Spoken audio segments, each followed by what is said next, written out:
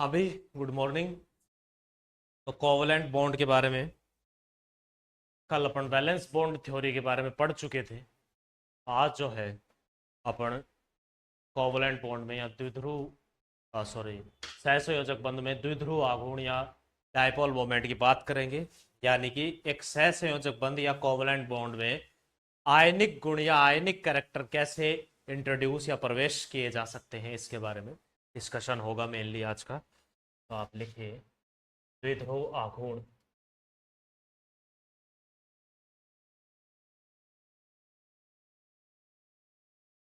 ठीक है ना।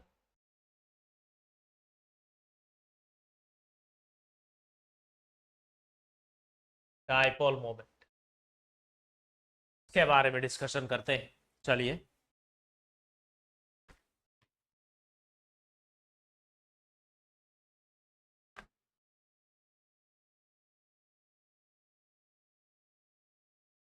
तो द्विध्रुव आघूर्ण में सबसे पहले आप कहेंगे यह है असममित अणुओं में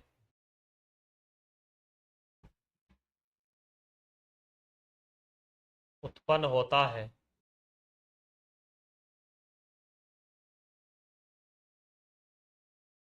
सामान्यतः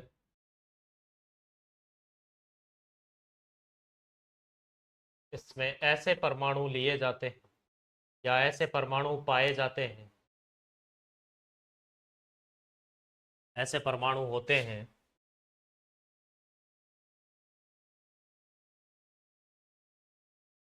जिनमें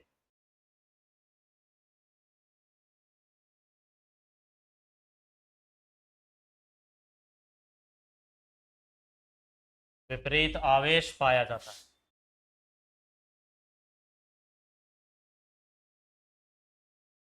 ठीक है ना भाई। विपरीत आवेश पाया जाता है। अब विपरीत आवेश पाया जाएगा तो जाहिर सी बात है इनकी विद्युत ऋणताओं में अंतर भी होगा, तो आप ये भी लिखेंगे यहाँ पर। आता है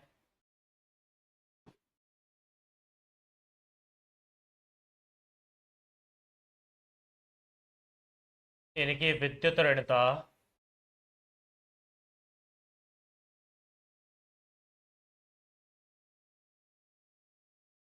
में अंतर होता है।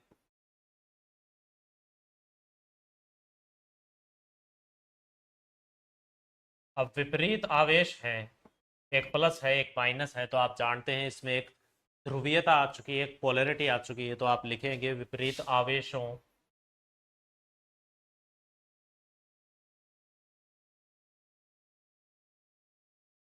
की वजह से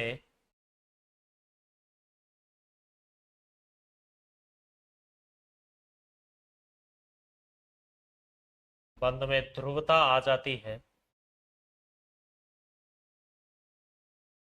ध्रुवता आ जाती है और इसी ध्रुवता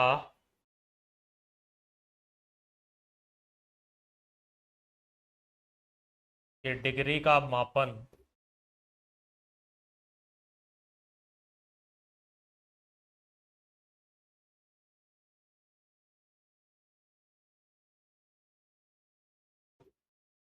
त्रिध्रुव आघूर्ण द्वारा किया जाता है।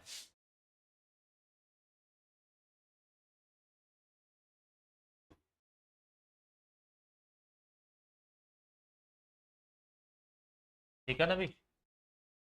तो आप अब इसे इंग्लिश में कन्वर्ट कर लेते हैं भी।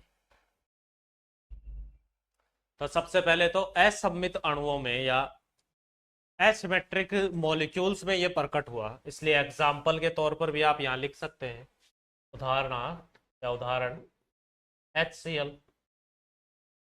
तो एक असममित अणु में ये उत्पन्न होता है और इनमें ऐसे परमाणु होते हैं जिन पर विपरीत आवेश होता है, जैसे H+ और Cl-।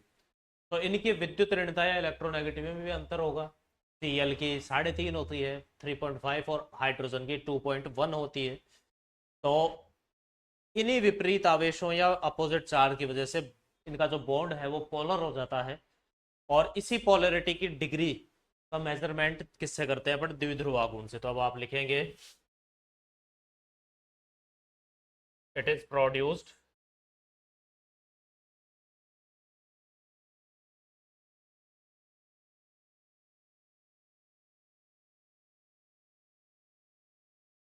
it is produced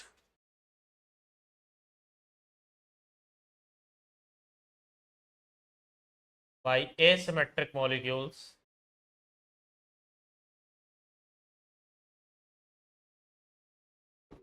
asymmetric molecules generally generally such atoms are found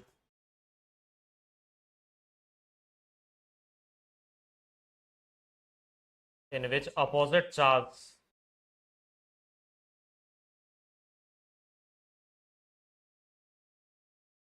is observed. Okay, therefore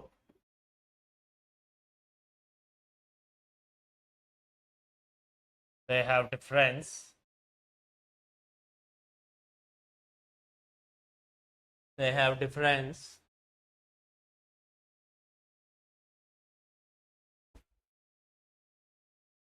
in electronegativity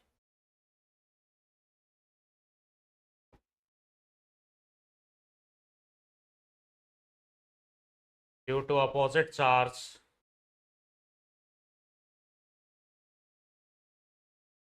due to opposite charge their bond becomes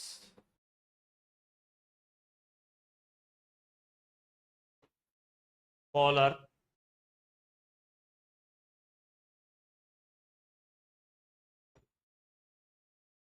and the measurement of this polarity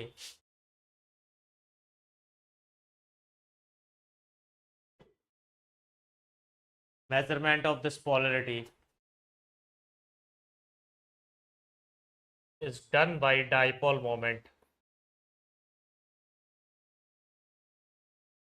ठीक है ना? Dipole moment से इसको आप देख लेते हैं बंद की ध्रुवता को। अब डाइपोल मोमेंट के बारे में लिखें तो आप लिखेंगे आवेश और आवेश और आवेश के की पृथक्करण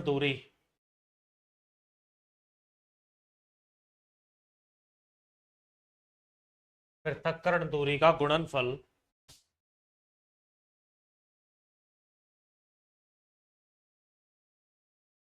गुणनफल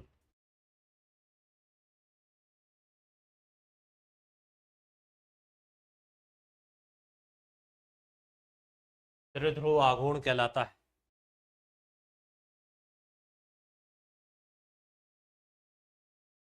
ठीक है ना भाई? आवेश और आवेश की पृथक्करण दूरी का गुणनफल। तो आप लिखेंगे the multiplication product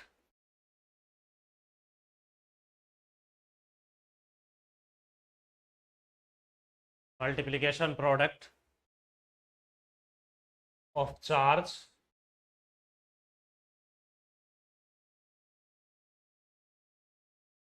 and their separation is known as dipole moment।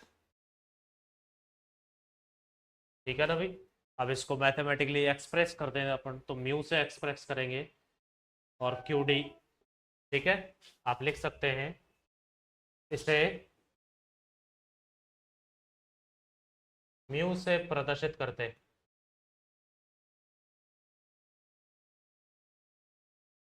ठीक है ना? Represented by mu.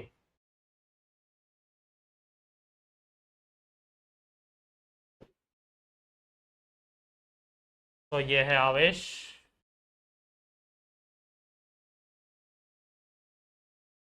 चार्ज, और ये है दूरी, डिस्टेंस। तो ये हो गया भाई द्विध्रुव आघूर्ण की परिभाषा हो गई। अब इसके बाद में आप लिख लेंगे द्विध्रुव आघूर्ण के अनुप्रयोग। ठीक है, तो अगला लिखेंगे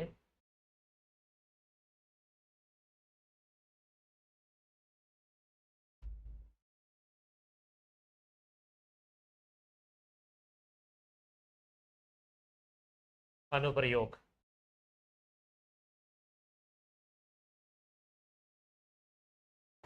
एप्लीकेशन ऑफ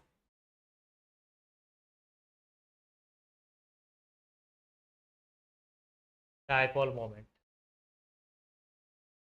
इसके बारे में बात करें तो चलिए बात कर लेते हैं। तो सबसे पहले डायपोल मोमेंट के एप्लीकेशन की बात करें भी, तो चलिए डिस्कस कर लेते हैं इसको। तो पहला एप्लीकेशन जो होगा इसका वो होगा एक कोवलेंट बॉन्ड के अंदर या फिर एक आयनिक बंध के अंदर आयनिक करैक्टर के बारे में जांच करना भी। ठीक है ना, चलिए बात कर लेते हैं इसके बारे में। पहला एप्लीकेशन है सहज संयोजक बंध में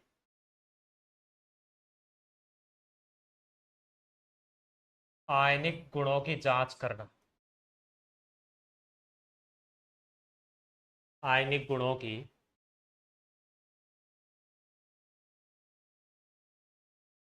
जांच करना,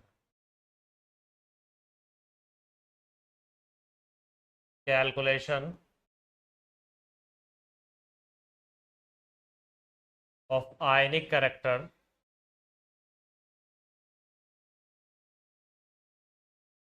इन कोवलेंट बॉन्ड। ठीक है ना, अब इसका सीधा सा फॉर्मूला है परसेंट आयनिक कैरेक्टर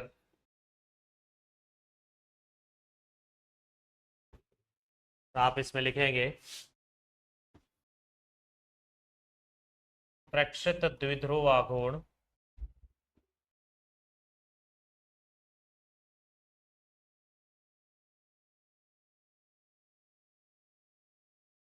ऑब्जर्व्ड डायपोल मोमेंट नीचे आएगा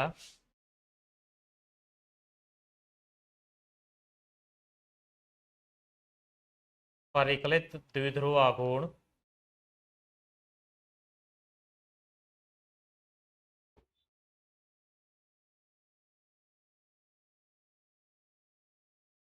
कैलकुलेटेड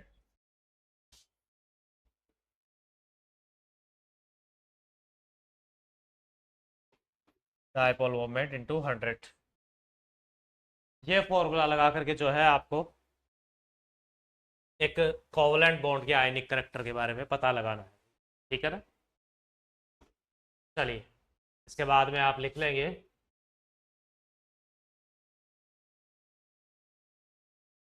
द्विध्रुव आघूर्ण के, चलिए ये तो मैं पीछे ही लिख देता हूँ, यहाँ पर ही लिख देता हूँ भी।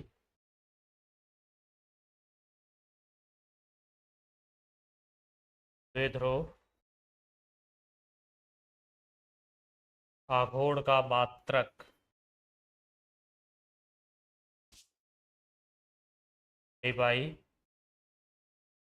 अथवा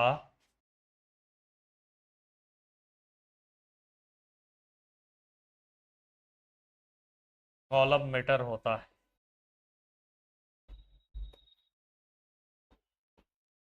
ठीक है, आप लिख लेंगे यूनिट ऑफ डायपोल मोमेंट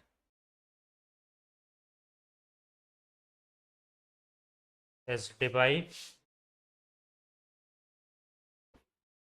और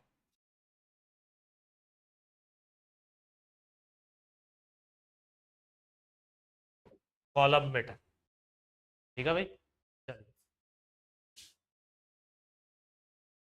आप इसकी सेकंड एप्लीकेशन के बारे में डिस्कशन करें। तो यहाँ तक लिख लीजिए, आप अगला लिखिए।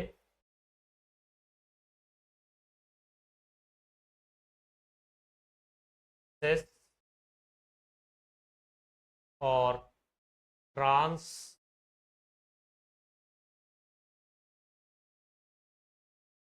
समावयवी में विभेदन डिफरेंशिएशन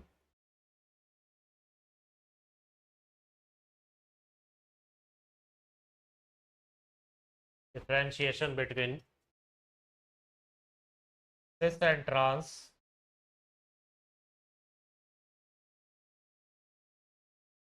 isomers। सिस और ट्रांस समावयवियों के मध्य विभेदन देखना है। पहले आप बना लीजिए, देखिए यहाँ पर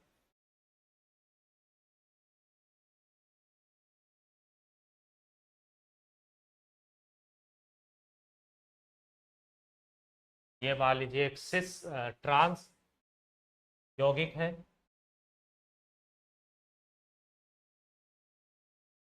और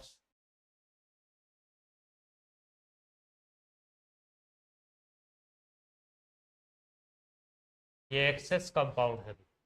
अब इनमें विभेदन कैसे होगा? तो सीधी सी बात है, इनमें विभेदन डाइपोल मोमेंट के आधार पर हो जाए।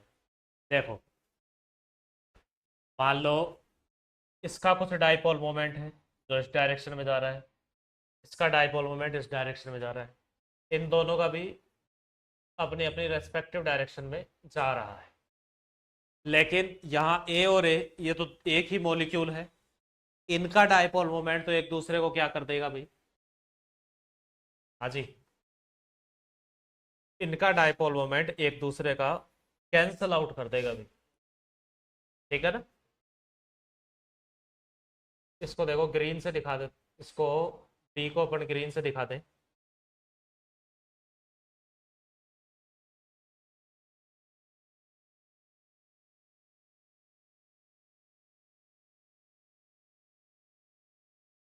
तो ये एक दूसरे को कैंसल आउट करेंगे भी।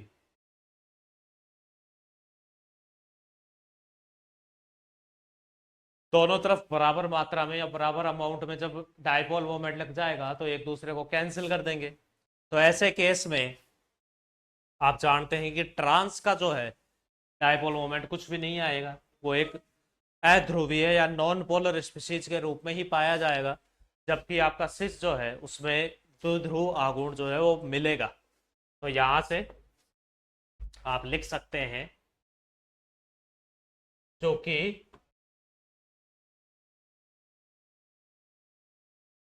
ट्रांस में समान समूह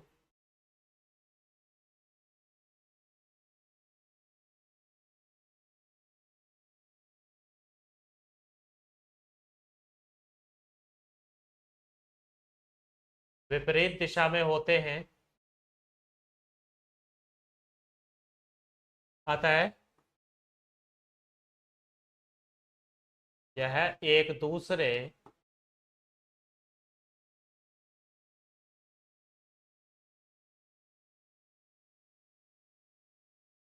के द्विध्रुव आघूर्ण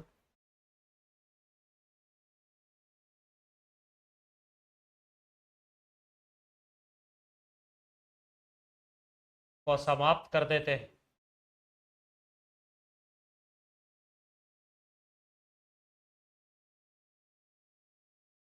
जबकि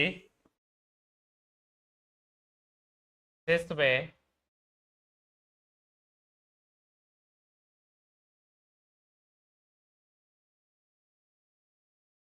द्विध्रुव आघूर्ण पाया जाता है।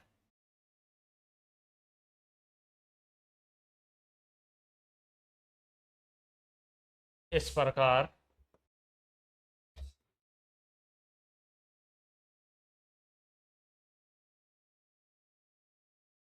द्विध्रुव आघूर्ण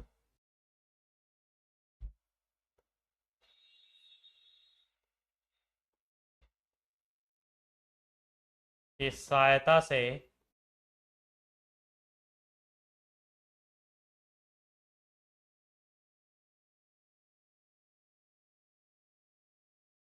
दोनों समावयवियों को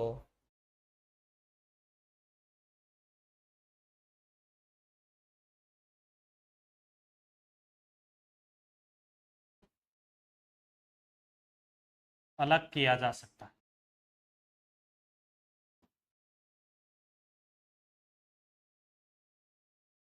लिखेंगे आप since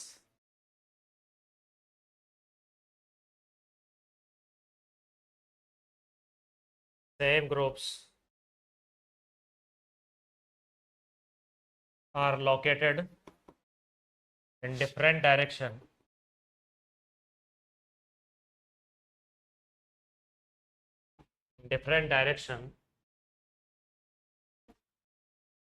therefore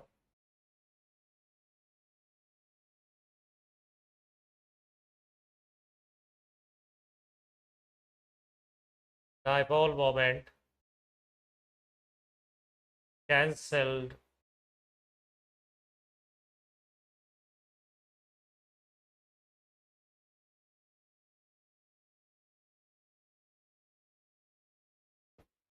out in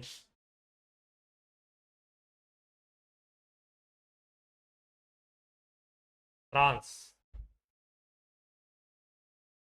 isomer.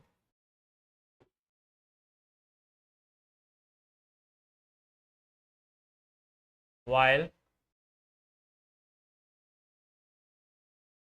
in cis isomer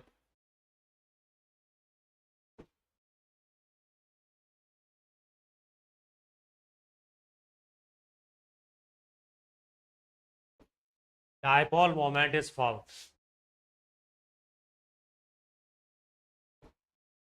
While in cis isomer dipole moment is found.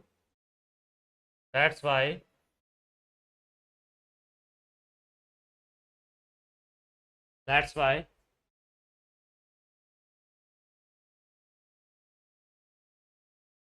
these can be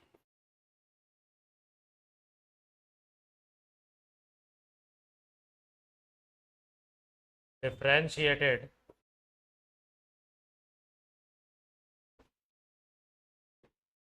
on the basis of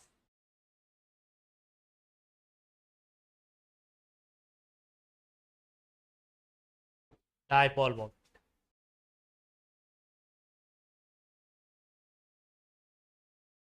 तो डाइपोल मोमेंट के आधार पर इनको क्या कर सकते हो आप, सेपरेट कर सकते हो। ठीक है भाई, ये इसकी सेकंड एप्लीकेशन होगी। चलिए फटाफट अपन इसके अगली एप्लीकेशन पर चलते हैं, जहां आप ज्योमेट्री देखेंगे भाई मॉलिक्यूल्स की। ठीक है ना, ज्योमेट्री देखेंगे। तो तीसरा है अणुओं की ज्यामिति।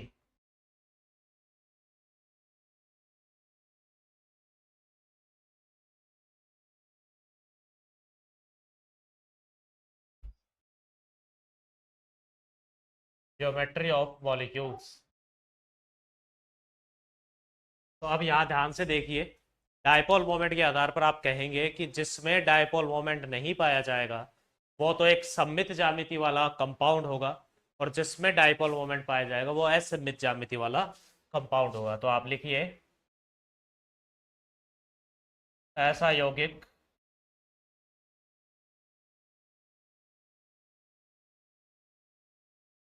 जिसमें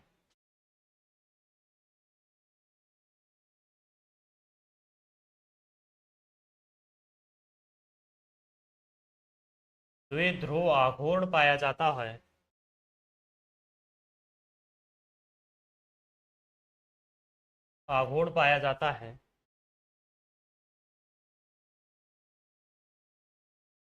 वो सममित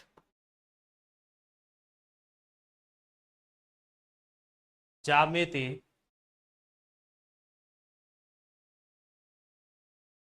रखता है। जबकि ऐसा यौगिक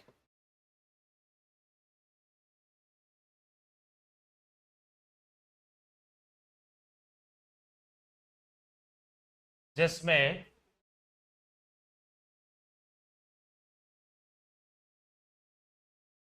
द्विध्रुव आघूर्ण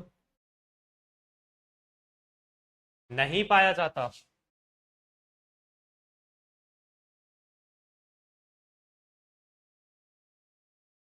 नहीं पाया जाता है,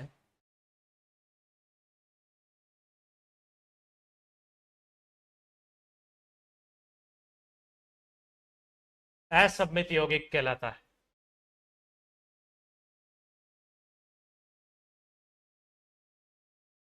क्या होगा? नहीं पाया जाता है और जिसमें पाया जाता है असममित यौगिक कहलाता है। आप लिखेंगे such compound, such compound in which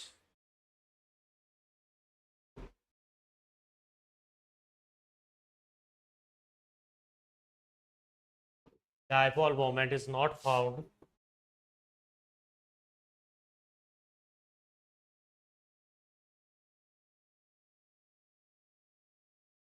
known as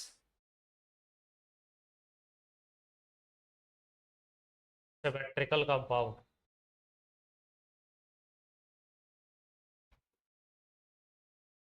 ठीक है,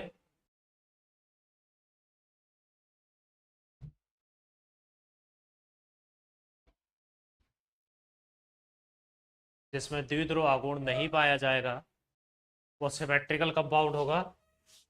and such compound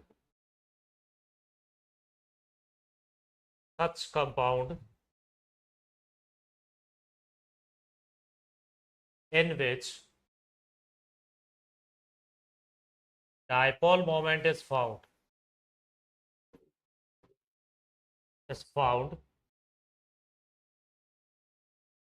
known as asymmetrical compound।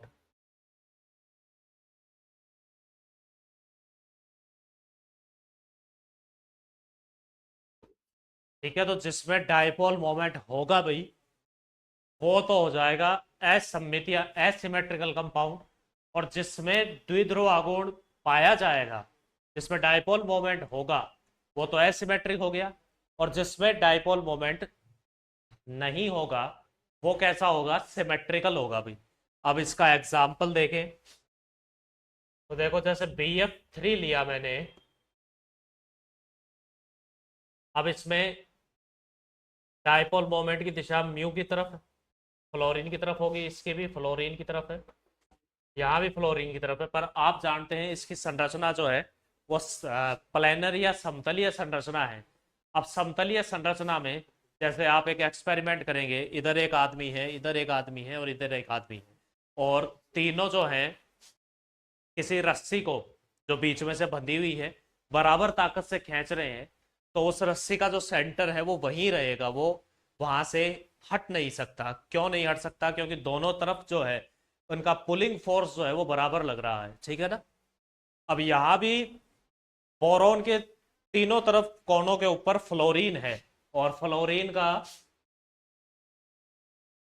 जो डाइपोल मोमेंट होगा भाई वो तो फ्लोरीन एटम के तो सेम ही होने वाला है, तो जितना फोर्स इधर लगेगा डाइपोल मोमेंट का उतना ही इधर लगेगा और उतना ही इधर लगेगा। तो यहां म्यू रिजल्टेंट 0 होगा। और ऐसे ही यौगिक क्या होते हैं? सिमेट्रिक होते हैं। ऐसे को ही अपन क्या कहते हैं भाई? सिमेट्रिक कहते हैं। ठीक है ना? चलिए इसी में दूसरा एग्जांपल देख लें आप, H2O।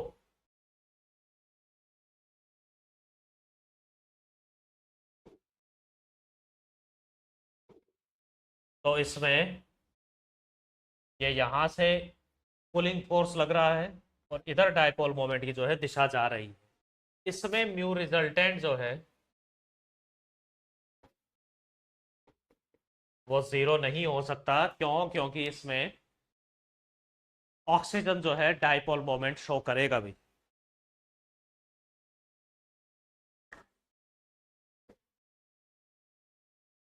तो ये एक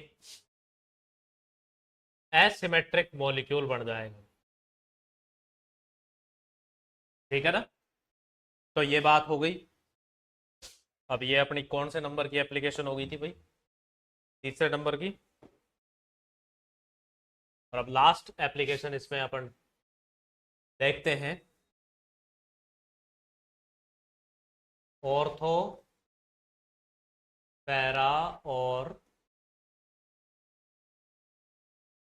मेटा में विभेदन।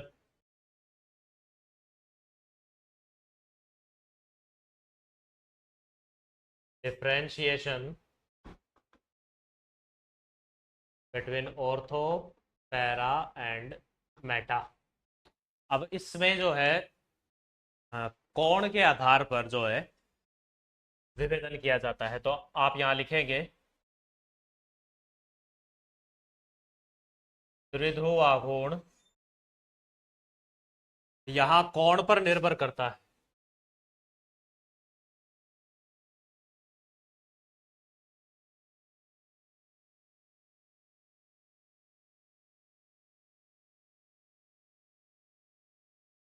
हाँ, तो डायपोल मोमेंट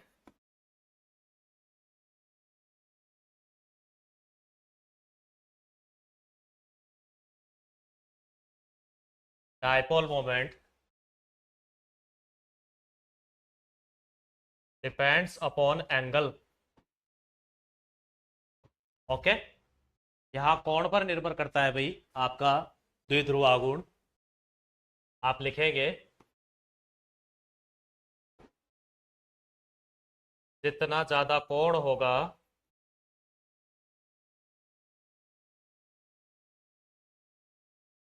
जितना ज्यादा कोण होगा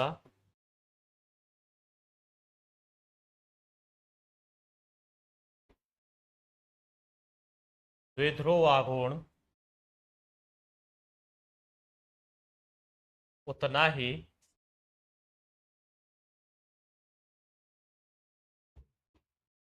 कम होगा। The higher the angle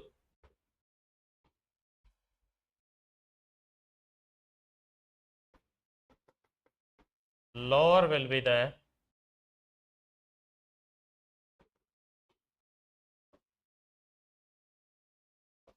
dipole moment. तो देखो इसका फॉर्मूला है mu equal to mu one square mu two square two mu one mu two cos theta. ये इसका फॉर्मूला है। अब देखो ध्यान से, अपन ऑर्थो के लिए इसको सेट करें। मान लीजिए ये ऑर्थो रहा आपका। ऑर्थो का एंगल यहाँ पर क्या रहेगा भाई? तो ऑर्थो का एंगल सबसे कम रहेगा यहाँ पर। ठीक है ना? ऑर्थो का एंगल यहाँ 60 डिग्री रहेगा। तो ये एंगल जो है यहाँ 60 डिग्री है। तो वैल्यू निकालें अपन। मान लीजिए ये म्यू तो दोनों का बराबर ही, क्योंकि दोनों समान ही कंपाउंड है। तो ये हो गया म्यू स्क्वायर, ये भी हो गया म्यू स्क्वायर, ये भी हो जाएगा टू म्यू स्क्वायर और कॉस 60 डिग्री। तो यहाँ पर ये हो गया टू म्यू स्क्वायर और यहाँ पर देखिए कॉस होगा 1/2। कॉस 60 का मान 1/2 हो जाता है भाई। ये कट गया यहाँ से और ये आ गया 3 म्यू स्क्वायर, जिसे आप फिर ऐसे लिख सकते हैं √3 म्यू। ये इसका आंसर आ जाएगा भाई। ठीक है। अब ऐसे ही औरतों के बाद में पैरा का देखें। चलिए पहले मेटा का देख लेते हैं। ऐसे सीरियल वाइज ही तो आपका कोण है वो बढ़ेगा। ये 120 डिग्री है। इसके लिए देखें तो म्यू को ऑर्थो कर दीजिए और मेटा कर दीजिए। यहाँ बीच में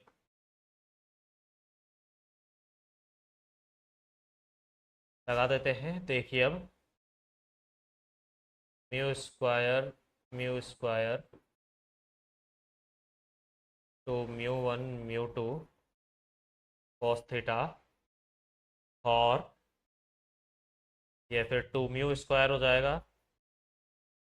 यहाँ पर भी 2 म्यू स्क्वायर हो गया और कॉस आएगा 120, और कॉस 120 आते ये -1/2 हो जाएगा। चलिए देखिए,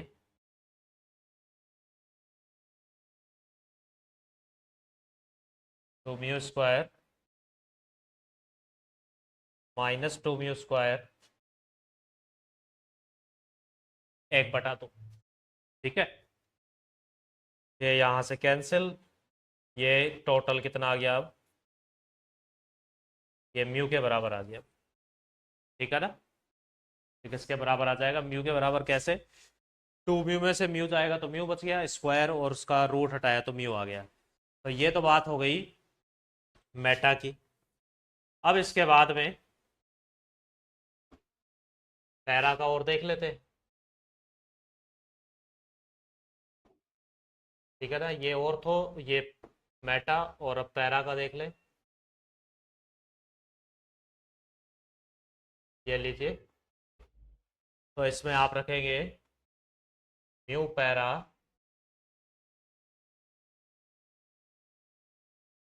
mu 1 square mu 2 square two mu 1 mu 2 cos theta. ठीक है, अब यहाँ ये सारे सेम ही हैं, तो ये हो जाएगा 2 म्यू स्क्वायर, ये भी 2 म्यू स्क्वायर, और कोस 180 जो होता है -1/, 2 म्यू स्क्वायर यहाँ आ जाएगा -1। अब 2 म्यू स्क्वायर 0 हो गया, तो ये रिजल्टेंट कितना आ गया, 0। अब यहाँ से आपको कैलकुलेशन से ही पता चल गया होगा कि सबसे ज़्यादा द्विध्रुव आघूर्ण जो है डायपोल मोमेंट का ऑर्डर देखें अपन।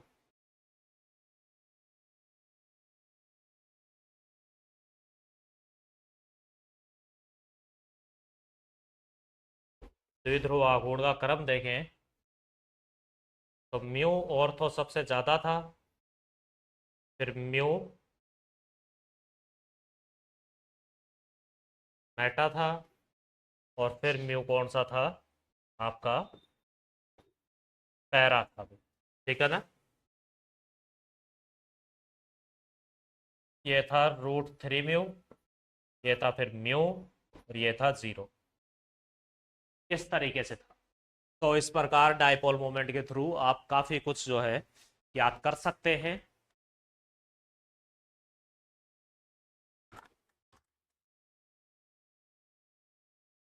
ठीक है ना भाई,